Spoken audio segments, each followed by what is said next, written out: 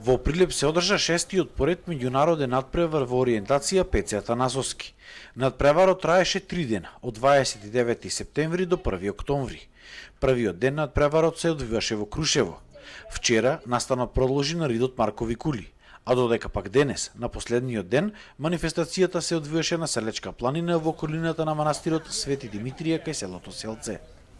Странците се многу задоволни и кажуваат дека ова е еден од најдобрите терени каде што биле досега, така да тоа е најголемото нешто што не исполнува како и организатори и сме среќни за тоа што имаме голем напредок спрема минатата година и простор да напредуваме и да го развиваме овој спорт и да носиме многу луѓе од странство. Значи, како што кажав, имаме надпреварувачи од 14 земји, имаме 200 учесници, 100 учесници се од странство од 14 земји, другите учесници се од Македонија, имаме учесници и од училиштата со кои што нашиот клуб соработува.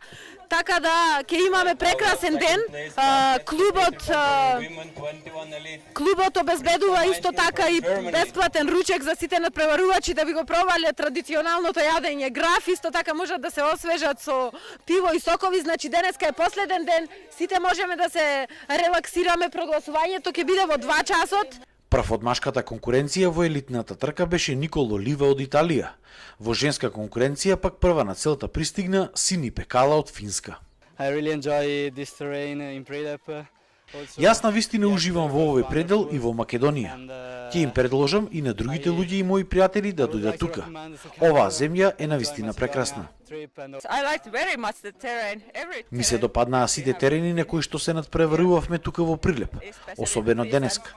Беше на вистина тешко, но јас уживав бидејќи не го знам теренот и ми беше предизвик што сум тука. Странските надпреварувачи беа воодушевени од прекрасните предели и убавината на нашата земја. За прв пат сум во Македонија. Многу ми се допаѓа теренот. Тој е прекрасен. Има доста вариетети, низини, планини, зеленило, многу ми се допаѓа. За прв пат сум во Македонија. Тука е фантастично и многу е забавно да се трча. Уживав во мојот престој тука. Надпреварувачите кои се занимаваат со ориентација потребно е да имаат компас, електронски чип кој го носат на прстот и со кој се чекираат дека ги поминале зададените точки, а носат и мапа која секој надпреварувач ја добива на стартот на трката. Денеска е најдолгата рута, не знам точно колку е, мислам 3 километри.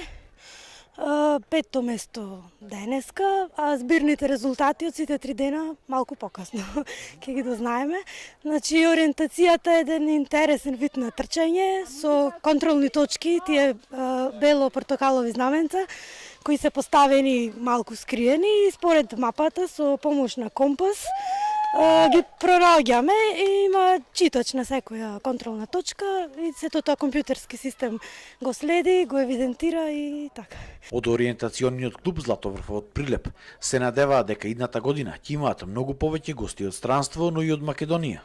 Од клубот велат дека ќе ги направат сите потребни напори за популаризација на овој спорт кај нас.